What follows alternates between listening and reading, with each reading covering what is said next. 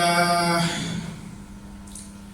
نحمده ونستعينه ونستغفره ونؤمن به ونتوكل عليه ونعوذ بالله من شرور أنفسنا ومن سيئات أعمالنا من يهده الله فلا مضل له ومن يضلله فلا هادي له وأشهد أن لا إله إلا الله وحده لا شريك له وأشهد أن محمدا عبده ورسوله أما بعد فإن خير الحديث كتاب الله وخير الهدي هدي محمد صلى الله عليه وسلم وشر الأمور محدثاتها وكل محدثة بدعة وكل بدعة ضلالة وكل ضلالة في النار فقد قال الله تعالى في كلامه المجيد وفرقانه الحميد فأعوذ بالله من الشيطان الرجيم بسم الله الرحمن الرحيم يا أيها الذين آمنوا اتقوا الله حق تقاته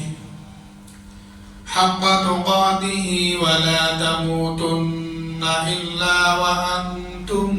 مسلمون بسم الله الرحمن الرحيم يا أيها الناس اتقوا ربكم الذي خلقكم من نفس واحدة وخلق منها زوجها وبث منهما رجالا كثيرا ونساء واتقوا الله الذي تساءلون به والأرحام إن الله كان عليكم رقيبا يا أيها الذين آمنوا اتقوا الله وقولوا قولا سديدا يصلح لكم أعمالكم ويغفر لكم ذنوبكم ومن يطع الله ورسوله فقد فاز فوزا عظيما وقال الله تعالى والذين إذا فعلوا فاحشة أو ظلموا أنفسهم ذكروا الله فاستغفروا لذنوبهم ومن يغفر الذنوب إلا الله قال رب اشرح لي صدري ويسر لي أمري واحلل عقدة من لساني يفقه قولي ربي زدني علما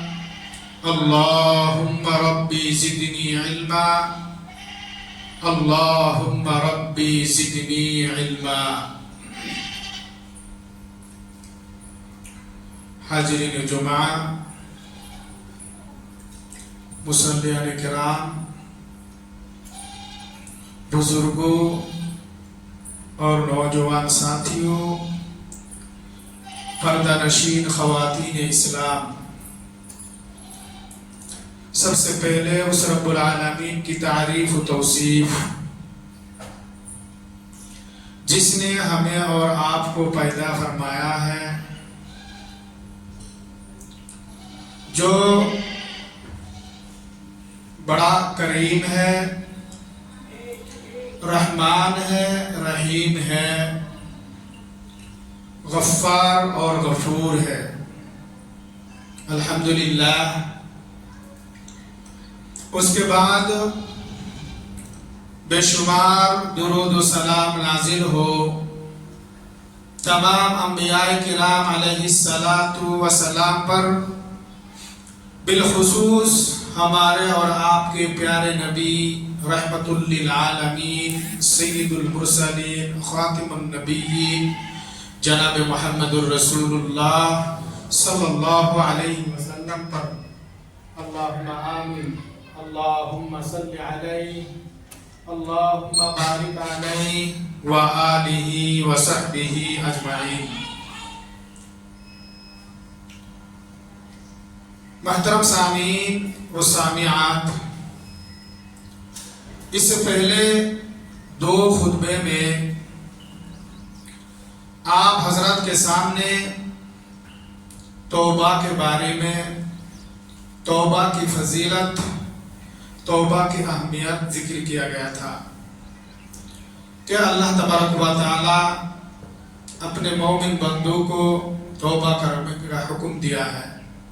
پیارے نبی جناب محمد الرسول اللہ صلی اللہ علیہ وسلم نے بھی اپنی امت کو بھی زیادہ سے زیادہ اللہ تبارک و تعالیٰ کے ہاں توبہ و استغفار کرنے کا بھی حکم دیے ہیں۔ اسی طرح سے اللہ تبارک و تعالیٰ اپنے بندوں کی توبہ و استغفار کو قبول فرماتا ہے، اور اللہ تعالیٰ توبہ و استغفار کرنے والوں پر بے حد خوش ہوتا ہے۔ محترم سامعین، اسی طرح سے آج میں نے آپ حضرت کے سامنے جس موضوع پر بات کروں گا وہ یہ ہے کہ توبہ قبول ہونے کی شرائط ہے۔ یعنی ہمیں اور آپ کو یہ بات معلوم ہو چکا ہے کہ توبہ کی بہت ساری فضیلت ہے،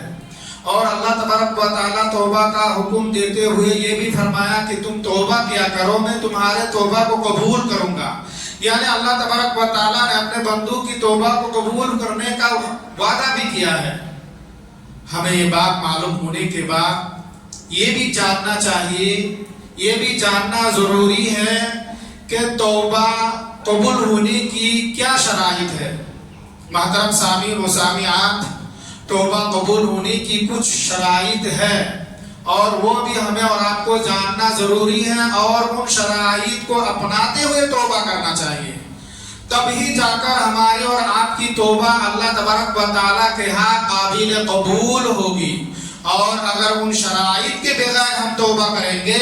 تو وہ توبہ اللہ تبارک و تعالیٰ کے ہاں ناقابل قبول ہوگی۔ محترم سامعین و سامعات، توبہ قبول ہونے کی سب سے پہلی جو شرط ہے، توبہ قبول ہونے کی شرائط میں سے پہلی شرط یہ ہے کہ اخلاص۔ توبہ میں اخلاص کا ہونا ضروری ہے۔ محترم سامعین و سامعات، ہمیں اور آپ کو یہ بات پہلے ہی سے معلوم ہے کہ تمام عبادت قبول ہونے کے لیے اخلاص کا ہونا ضروری ہے۔ اخلاص کے بغیر کوئی عبادت اللہ تبارک و تعالیٰ کے ہاں قابل قبول نہیں ہے۔ جس طرح سے ایک جسم میں روح کی حیثیت ہے، اسی طرح سے عبادت میں اخلاص کی حیثیت ہے۔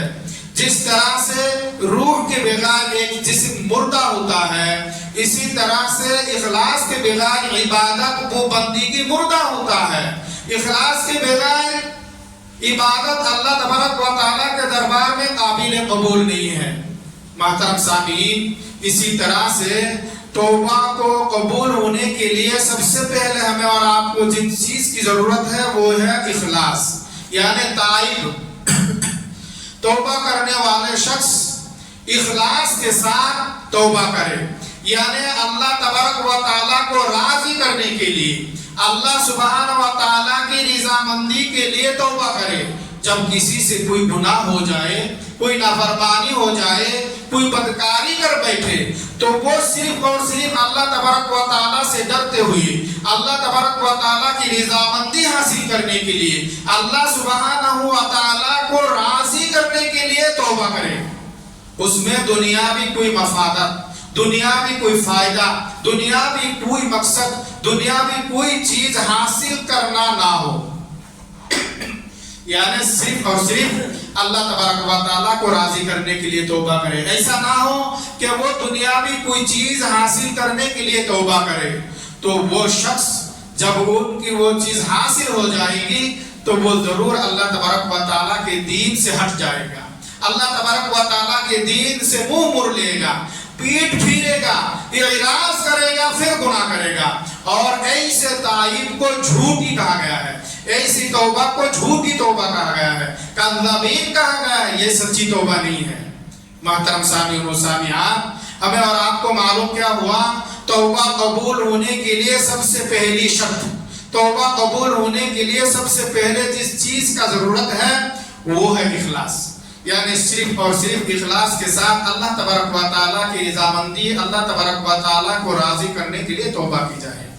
इसमें दुनियावी कोई मकसद ना हो। मोहतरम सामीन, इसी तरह से तौबा कबूल होने की दूसरी शर्त यह है कि शर्मिंदगी इजहार करना, अल्लाह तबारक व तआला के सामने शर्मिंदा होना, नदामत को इजहार करना, यानी ताइब तौबा करने वाले शख्स क्या करे, अपनी शर्मिंदगी को इजहार करते हुए अल्लाह तबारक व तआला के दरबार में शर्मिंदा होते हुए वो तौबा करे, क्योंकि अल्लाह तबारक व तआला उस शख्स से मोहब्बत करता है जो गुनाह करने के बाद वो शर्मिंदा होकर के आजीजी और इंकिसारी को इजहार करते हुए अल्लाह तबारक व तआला के दरबार में तौबा करते हैं। अल्लाह तबारक व तआला ऐसे शख्स से मोहब्बत करते हैं।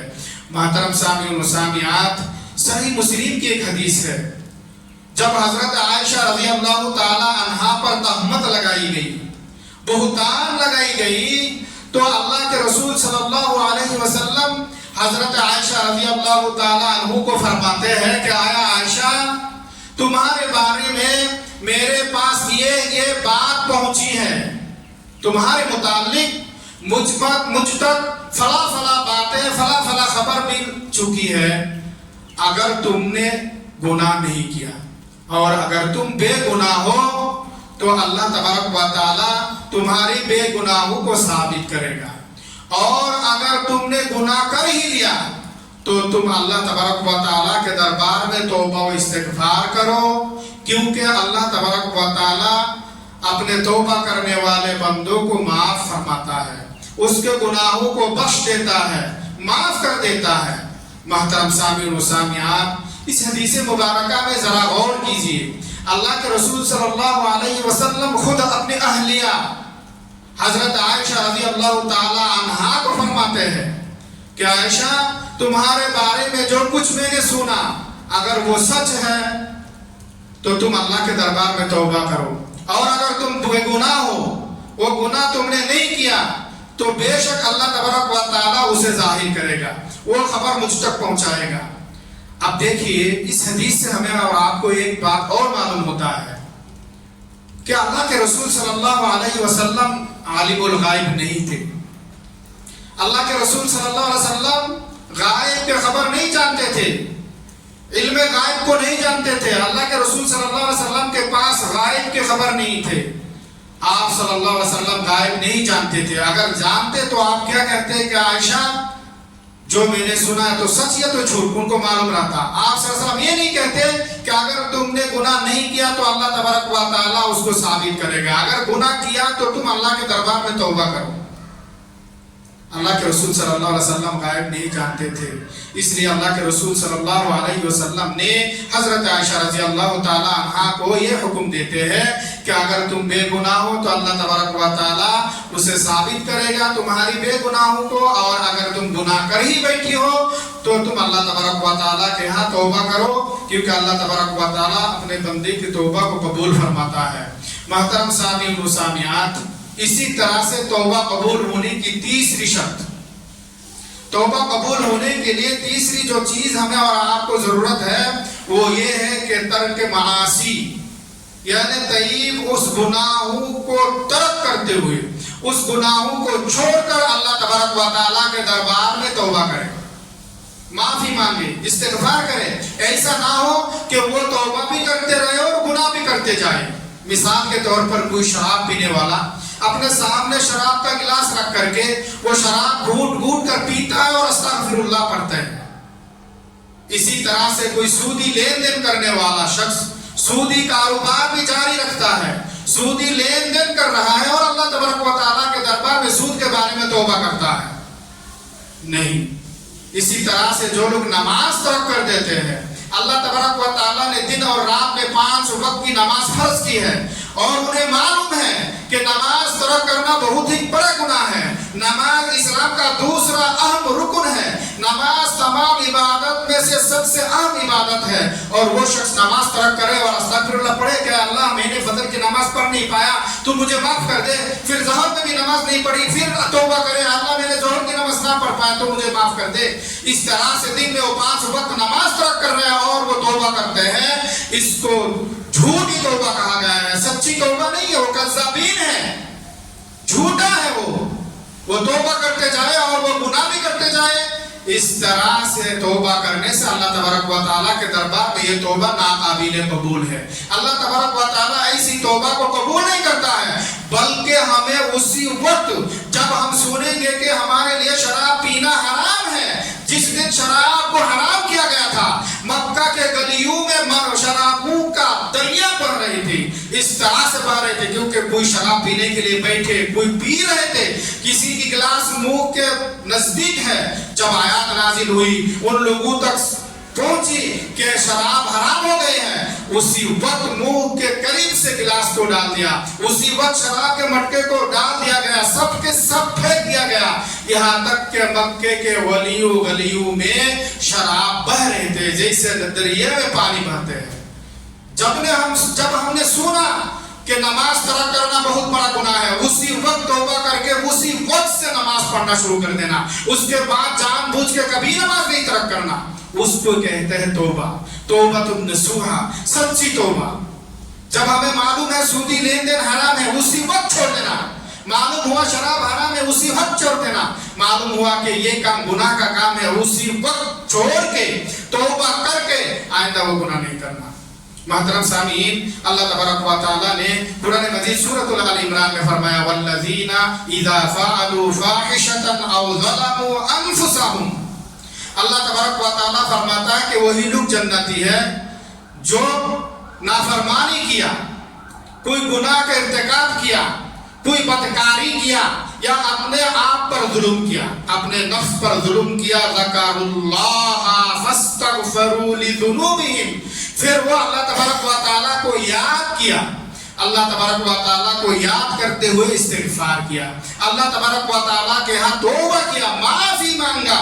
وَيَغْفِرُ الذُّنُوبَ إِلَّا اللَّهُ، اللہ کے سوا کون ہے جو معاف کر سکتے ہیں؟ کیا فرماتا ہے اللہ تبارک و تعالیٰ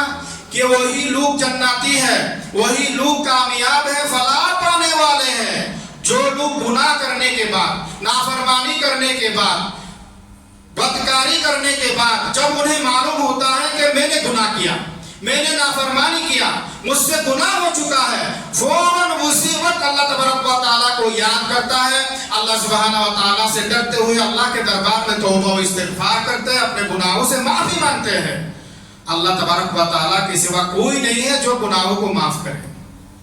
اور اللہ تبارک و تعالیٰ توبہ کرنے والوں کے اجر و ثواب کے بارے میں ذکر کرتے ہوئے فرماتا ہے اولئک جزاؤہم مغفرۃ من ربہم وجنات تجری من تحتها الانہار خالدین فیہا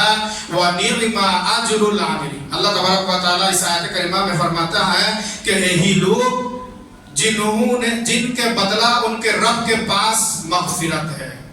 اور ایسے باغات ہیں جن کے نیچے نہریں جاری ہیں۔ کیا ہی اچھا بدلہ ہے عمل کرنے والوں کے لیے۔ کیا فرماتا ہے اللہ تبارک و تعالیٰ اس آیت کریمہ میں کہ جو لوگ گناہ کرنے کے بعد، احساس ہونے کے بعد، انہیں معلوم ہونے کے بعد فوراً مصیبت اللہ کے دربار میں توبہ کرتے ہیں، استغفار کرتے ہیں، تو ان کے لیے ان کے رب کے پاس اجر ہے، اس کا جزا ہے، بدلہ ہے، اور وہ بدلہ کیا ہے؟ مغفرت ہے۔ توبہ کرتا ہے تو اللہ تبارک و تعالیٰ اسے معاف کر دیتا ہے، اسے بخش دیتا ہے، اس کے گناہوں کو مٹا دیتا ہے، اس کے گناہوں کو دور کر دیتا ہے، اور ان کے لیے اللہ تبارک و تعالیٰ کے پاس ایسے باغ ہے یعنی جنت ہے، اس کے نیچے نہریں جاری ہیں، اور اللہ تبارک و تعالیٰ فرماتا ہے کہ عمل کرنے والوں کے لیے بہترین ہی بدلہ ہے۔ اللہ تبارک و تعالیٰ توبہ کرنے والوں کے توبہ کو قبول کرتا ہے اور ان کو بہت بڑا اجر و ثواب دیتا ہے اور انہیں معاف کر دیتا ہے، اور اللہ تبارک و تعالیٰ انہیں کل قیامت کے دن جنت میں داخل فرمائے گا۔ محترم سامعین، اسی طرح سے اللہ سبحانہ و تعالیٰ سورۃ النحل میں فرماتا ہے کہ جن لوگوں نے لا علمی میں گناہ کا ارتکاب کیا، انجانی میں گناہ کر بیٹھا، پھر انہوں نے اللہ تبارک و تعالیٰ کی طرف رجوع کی، اللہ تبارک و تعالیٰ کی طرف توبہ کیا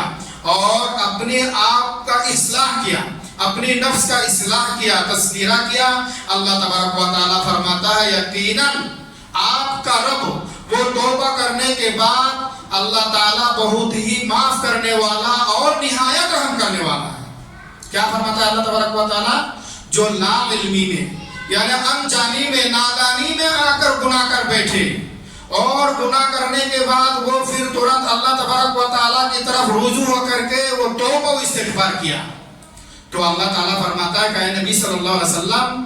آپ کے رب کو توبہ کرنے کے بعد آپ کا رب بڑا معاف کرنے والا اور نہایت رحم کرنے والا ہے، اور اللہ تبارک و تعالیٰ اس کے توبہ کو قبول فرماتا ہے۔ محترم سامعین و سامعات، ہم جتنا ہی گناہ کریں اور گناہ کرنے کے بعد اگر ہمیں معلوم ہو جائے کہ ہم نے گناہ کیا، اس آیت کریمہ میں اللہ تعالیٰ نے جو بات فرمایا ہے وہ یہ ہے، لا علمی میں، انجانی میں، نادانی میں آ کر گناہ کر لیا۔ ہم جان بوجھ کر ہمیشہ گناہ کریں گے، ہم میں سے بہت سارے لوگ ایسے ہیں، بولتے ہیں چلو کر رہا ہوں،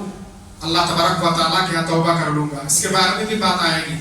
ایسا نہیں، ہمیں معلوم ہے کہ ہم کب تک زندہ رہیں گے، ہم اللہ کے دربار میں توبہ کریں گے۔ اگر ابھی مسجد سے نکال کر جاتے ہی ہمیں موت ہو جائے تو ہم کب توبہ کریں گے، کب معافی مانگیں گے؟ اس لیے ہمیں ہمیشہ معافی مانگتے رہنا اور گناہ سے بچتے رہنا، اور اگر لا علمی میں، انجانی میں، نادانی میں گناہ ہو گیا، معلوم ہونے کے بعد ترنت اللہ کے دربار میں توبہ کرے تو اللہ تبارک و تعالیٰ اس کے لیے بڑا بخشنے والا، معاف کرنے والا، رحم کرنے والا ہے۔ اللہ تعالیٰ اس کے گناہوں کو معاف کرتا ہے اور اس پر رحم فرماتا ہے۔ اور ایسا نہیں کہ جان بوجھ کر گناہ کرتے رہے اور توبہ کرتے رہے تو یہ جھوٹی ہے، جھوٹی توبہ ہے، سچی توبہ نہیں ہے۔ معلوم کیا ہوا کہ توبہ قبول ہونے کے لیے ایک شرط یہ بھی ہے، ہم جس گناہ سے توبہ کریں گے اس گناہوں کو ترک کر دینا، چھوڑ دینا، اس گناہوں کو ترک کرتے ہوئے اللہ تبارک و تعالیٰ کے دربار میں توبہ کرنا۔ محترم سامعین، اسی طرح سے توبہ قبول ہونے کی چوتھی شرط یہ ہے کہ مستقبل میں کبھی بھی نافرمانی کرنے کا پختہ وعدہ کرنا، یعنی اللہ تبارک و تعالیٰ سے پکا اور سچا پختہ وعدہ کرنا کہ اللہ تعالیٰ میں نے آئندہ چل کر کبھی نافرمانی نہیں کروں گا، کبھی گناہ کا کام نہیں کروں گا، پکا اور سچا وعدہ کرنا۔ اور اتنا ہی نہیں بلکہ اللہ تبارک و تعالیٰ سے مدد طلب کرنا کہ اللہ مجھے گناہوں سے بچنے کی توفیق دے، جیسے کہ ترمذی کی حدیث ہے، اللہ کے رسول صلی اللہ علیہ وسلم خود اللہ تبارک و تعالیٰ سے سوال کیا کرتے تھے۔ اللہ کے رسول صلی اللہ علیہ وسلم فرماتے تھے کہ اے اللہ، میں تجھ سے اس بات کا سوال کرتا ہوں کہ مجھے نیک کرنے والا اور گناہوں کو چھوڑنے اور مسکینوں سے محبت کرنے کی توفیق دے۔ کیا فرماتے تھے اللہ کے رسول صلی اللہ علیہ وسلم؟ اے اللہ، مجھے نیکی کرنے، گناہوں کو چھوڑنے، مسکینوں سے محبت کرنے کی توفیق دے اور مجھے معاف کر دے، مجھ پر رحم فرما،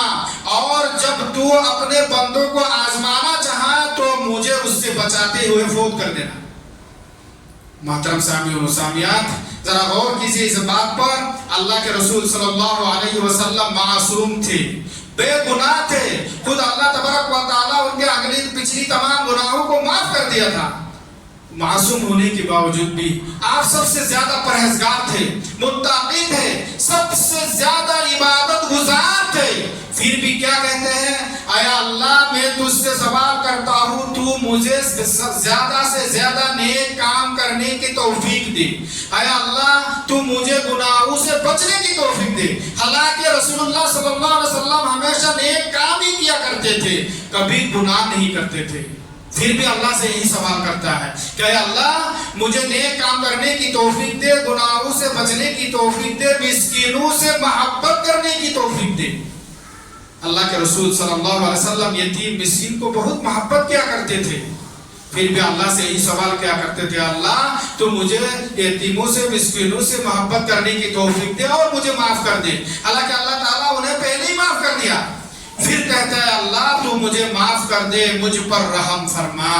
اور جب تو اپنے بندوں کو آزمانا چاہتا ہے تو مجھے اس آزمائش سے بچاتے ہوئے فوت کر دینا۔ اللہ تبارک و تعالیٰ اس سے پہلے بہت اقوام کو، بہت قوموں کو طرح طرح سے آزمایا، اس لیے اللہ کے رسول صلی اللہ علیہ وسلم اس آزمائش سے بھی اللہ تبارک و تعالیٰ سے پناہ طلب کیا کرتے تھے، اللہ چاہے تو مجھے فوت دے دے، مطلب بلکہ مجھے آزمانا نہیں۔ محترم سامعین و سامعات، اسی طرح سے توبہ قبول ہونے کی 5ویں شرط،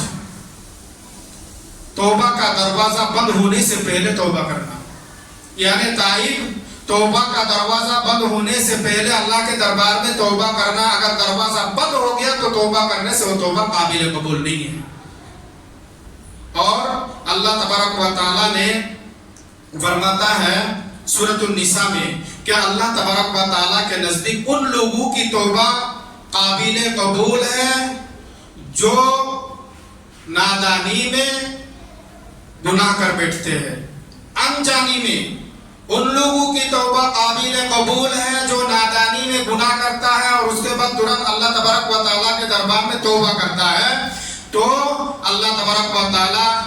بڑا علم والا اور بڑی حکمت والا ہے، اور اللہ تبارک و تعالیٰ ان لوگوں کی توبہ قبول نہیں کرتے ہیں جو گناہ کرتے رہتے ہیں، گناہ کرتے رہتے ہیں، یہاں تک کہ اس کی موت قریب آ جاتی ہے تو وہ کہتا ہے کہ میں نے اب توبہ کیا۔ اللہ تبارک و تعالیٰ ایسے لوگوں کی توبہ قبول نہیں کرتا ہے۔ معلوم کیا ہوا، موت قریب آ جانے کے بعد توبہ کا دروازہ بند ہو جاتا ہے۔ جب انسان کے روح حلق میں آ کے اٹک جاتی ہے تب لوگ کیا کرتے ہیں، توبہ کرتے ہیں۔ جب اپنے موت کو سامنے دیکھتے ہیں تب توبہ کرتے ہیں، تب توبہ کا دروازہ بند ہو جاتا ہے۔ اللہ تبارک و تعالیٰ فرماتا ہے کہ ان لوگوں کی توبہ قبول نہیں ہوتا جو لوگ موت قریب آنے کے بعد، موت کو دیکھ لینے کے بعد توبہ کرتا ہے۔ جیسا کہ فرعون جب ڈوب رہا تھا دریا میں تب وہ توبہ کر رہا تھا اللہ کے دربار میں کہ اللہ میں توبہ کرتا ہوں، میں ایمان لے آتا ہوں۔ اللہ تبارک و تعالیٰ سورہ یونس میں فرمایا کہ تم اب ایمان لے آتے ہو، حالانکہ اس سے پہلے تم نافرمان تھے، انکار کرنے والوں میں سے تھے، فساد برپانے والوں میں سے تھے، اب تمہاری توبہ قبول نہیں۔ فرعون جب ڈوب رہا تھا تب توبہ کر رہا تھا، لیکن اللہ تبارک و تعالیٰ توبہ قبول نہیں کرتا۔ اللہ تبارک و تعالیٰ فرماتا ہے کہ اللہ تعالیٰ کفر کرنے والوں کے ساتھ جو حالت کفر میں مرتا ہے اس کی توبہ قبول نہیں فرماتا ہے، یعنی زندگی بھر کفر ہی کرتے رہتے ہیں اور جب موت قریب آ گئی اور وہ توبہ کرنے لگے، اللہ تعالیٰ ایسے لوگوں کی توبہ قبول نہیں فرماتا ہے۔ محترم سامعین، معلوم کیا ہوا کہ توبہ کرنے والے شخص توبہ کا دروازہ بند ہونے سے پہلے توبہ کرے تب وہ توبہ قابل قبول ہے۔ اور اس کی دو صورت ہے، پہلی صورت موت قریب آنے سے پہلے توبہ کرے، موت قریب آ گئی تو توبہ کا دروازہ بند ہو۔ دوسری صورت مغرب سے سورج طلوع ہونا شروع ہو جائے تو توبہ کا دروازہ بند ہو جائے گا۔ مغرب سے، جس دن سے مغرب سے سورج طلوع ہوگی اس دن سے توبہ کا دروازہ بند، اس سے پہلے توبہ کا دروازہ کھلا ہے۔ اللہ تبارک و تعالیٰ جب بھی بندہ توبہ کرے گا قبول فرمائے گا۔ محترم سامعین و سامعات، معلوم کیا ہوا، توبہ کا دروازہ بند ہونے کا دو صورت ہے، ایک موت بالکل قریب آ جائے تو توبہ کا دروازہ بند، دوسری جب سورج مغرب سے طلوع ہونے لگے گی تب توبہ کا دروازہ بند۔ محترم سامعین و سامعات، آج کے اس مختصر درس میں خصوصی طور پر توبہ قبول ہونے کی 5 شرائط ذکر کی گئی ہے۔ پہلی شرط یہ ہے کہ توبہ کرنے والوں کے اندر اخلاص ہو، اخلاص کے ساتھ توبہ کرے، صرف اور صرف اللہ تبارک و تعالیٰ کی رضامندی کے لیے توبہ کرے اور دنیاوی کوئی مقصود نہ ہو۔ اسی طرح سے دوسری شرط یہ ہے کہ توبہ کرنے والا شخص شرمندہ ہو، اپنی گناہوں کو اقرار کرے، اعتراف کرتے ہوئے اللہ تبارک و تعالیٰ کے سامنے عزیزی اور انکساری کے ساتھ توبہ کرے۔ تیسری شرط، جو گناہ اس نے کیا اس گناہوں کو ترک کر کے اسے چھوڑ کر کے اللہ تبارک و تعالیٰ کے دربار میں توبہ کرے۔ چوتھی شرط، اللہ تبارک و تعالیٰ سے پکا اور سچا پختہ وعدہ کرے کہ اے اللہ مستقبل میں یعنی آئندہ چل کر میں نے کبھی اور گناہ نہیں کروں گا، کبھی نافرمانی نہیں کروں گا، کبھی کوئی بدکاری نہیں کروں گا، پختہ وعدہ کے ساتھ اللہ تبارک و تعالیٰ کے ہاں توبہ کرے۔ اور پانچویں شرط یہ ہے کہ توبہ کا دروازہ بند ہونے سے پہلے توبہ کرے۔ لہٰذا ہمیں اور آپ کو چاہیے خطبے کے دوران جو بات کہی گئی ہے ان ساری باتوں پر عمل کرے۔ اللہ تبارک و تعالیٰ سے دعا ہے کہ اللہ تعالیٰ ہم تمام کو خطبے میں کہی گئی باتوں پر عمل کرنے کی توفیق عطا فرما۔ اے اللہ ہم تمام کو گناہوں سے بچنے کی توفیق عطا فرما۔ اے اللہ ہم تمام کو زیادہ سے زیادہ توبہ کرنے کی توفیق عطا فرما۔ اے اللہ ہم تمام کو زیادہ سے زیادہ نیک عمل کرنے کی توفیق عطا فرما۔ اے اللہ ہمارے نیک عمل کو قبول فرما۔